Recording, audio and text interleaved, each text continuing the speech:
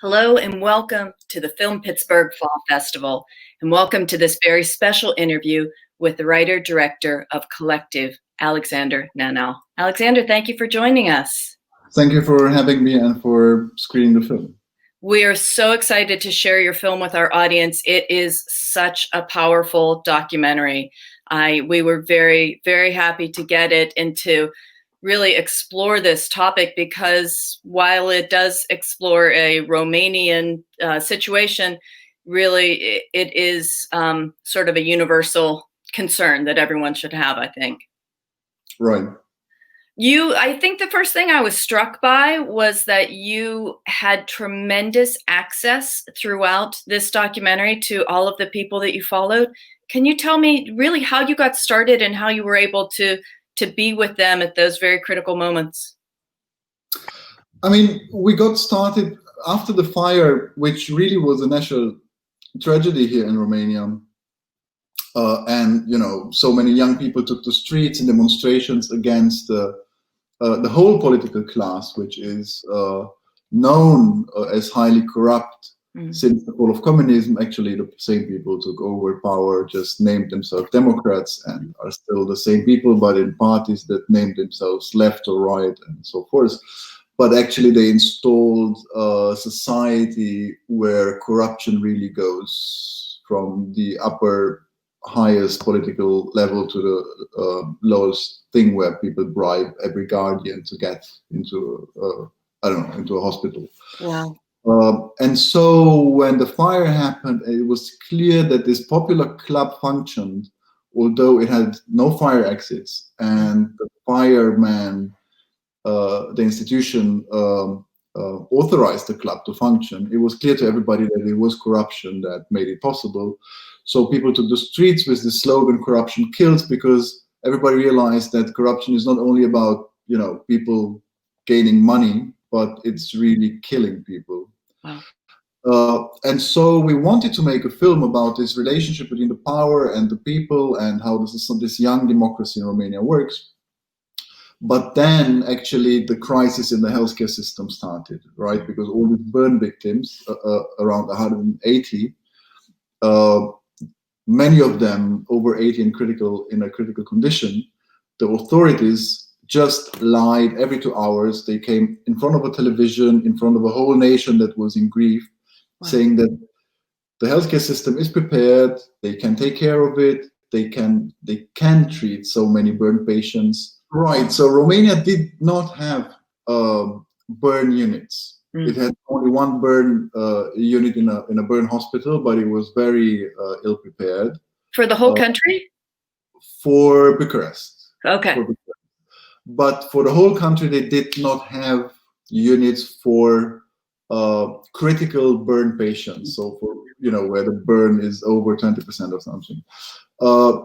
So basically, what happened was that there was a mass manipulation, as we have it now with the pandemic, where the government said, I mean, they decided together with doctors and the hospital managers to lie to everybody and to say, we can treat burn patients, which was not true. So basically, you had the complicity of a whole corrupt system, the whole corrupt healthcare system, together with the politicians, that prohibited the patients to be flown out to burn units, and just kept them in normal hospitals, where a burn patient with open wounds will get infected and will die.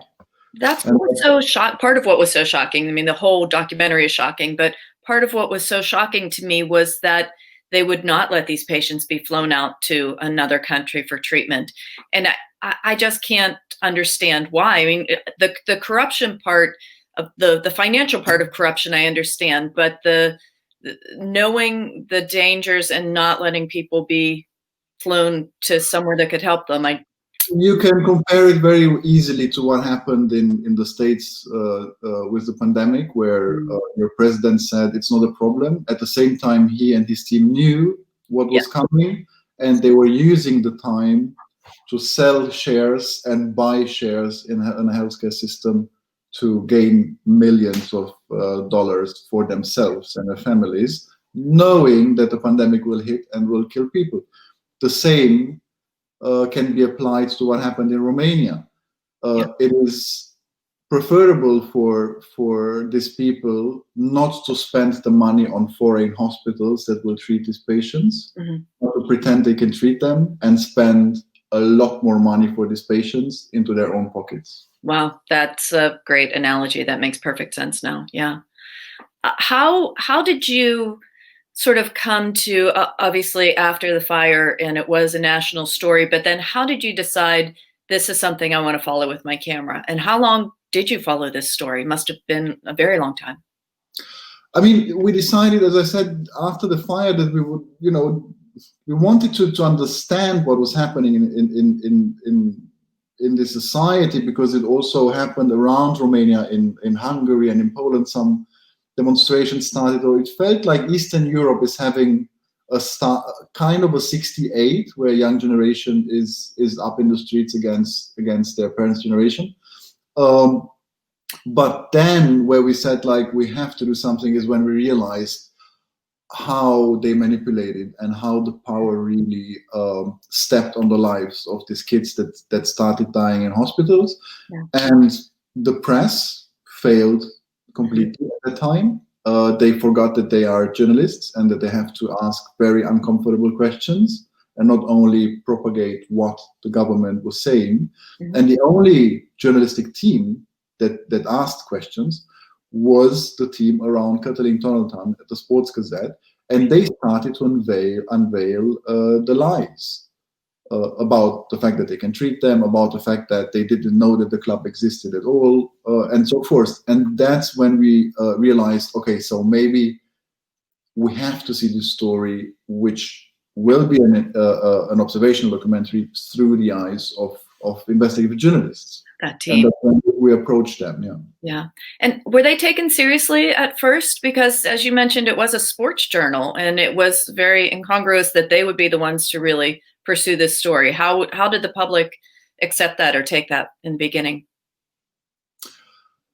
The public took it fine, but as you say, when you say, like, were they taken seriously, that was actually their asset. That was the advantage they had, because these doctors and healthcare officials that knew they were manipulating the whole country were so arrogant and self-assured that when sports journalists started to ask questions, they thought, like, okay, this, a bit simple journalist will ask some simple questions. Sure.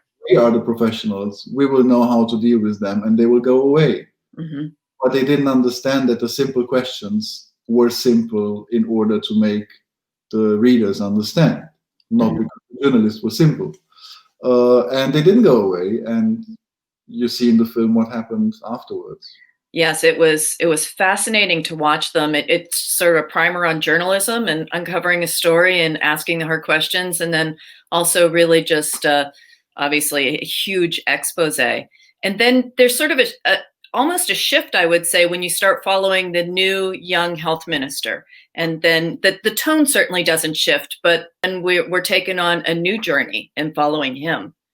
And right. Where is he now? What I've wondered, is he still the minister? Have things gotten better? Have things changed at all?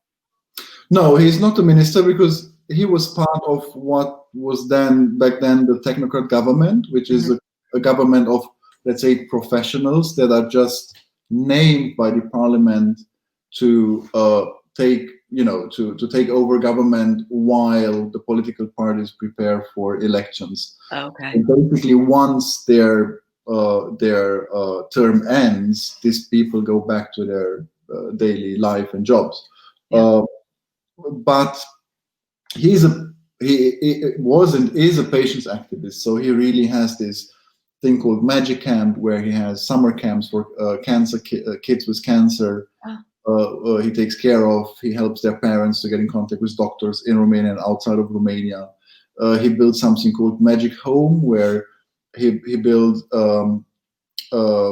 houses and apartments around hospitals for parents that have their kids in hospital to be able to live there, because until now they were living on a chair next to their bed.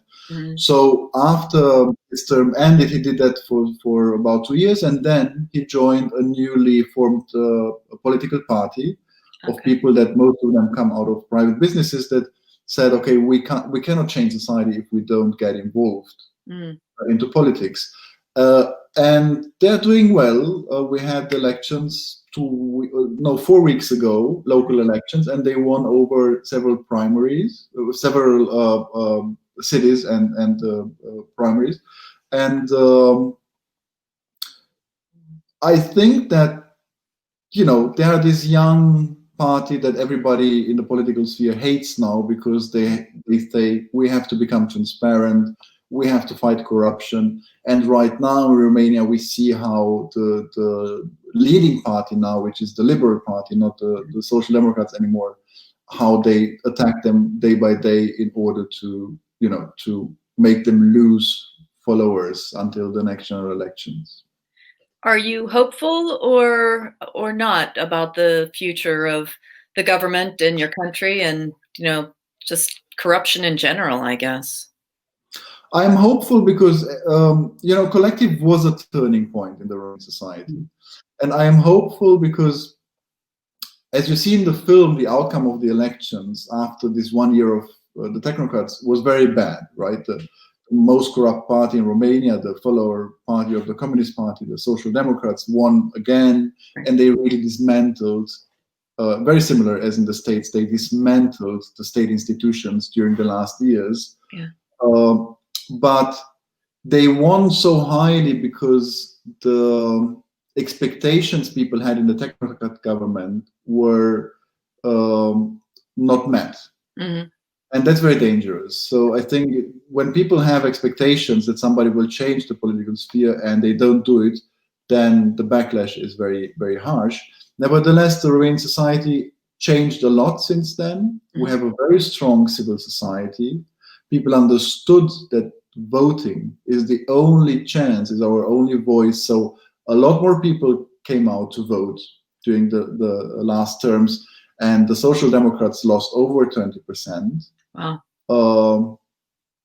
But for sure, I mean, it will take time to reform the political class, because it's still, all the parties are basically part of the same corrupt gang that is just going from one party to the other.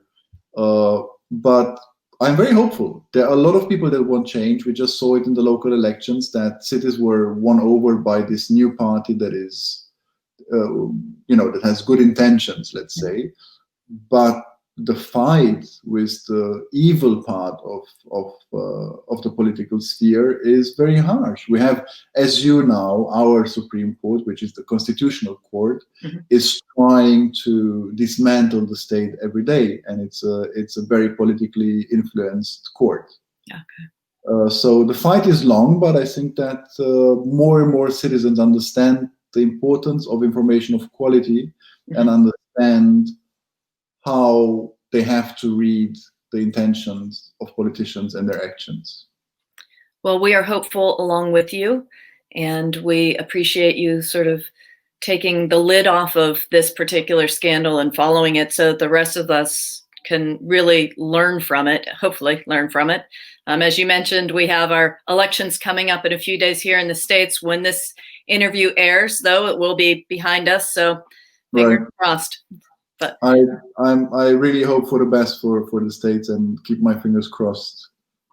Thank you, and for you as well. Thank you so much for joining us. This has been so great talking with you, and thank you for sharing your very important film with us as well. Thank you for showing it. And thank you for joining us. I hope that you enjoy the rest of the Fall Festival.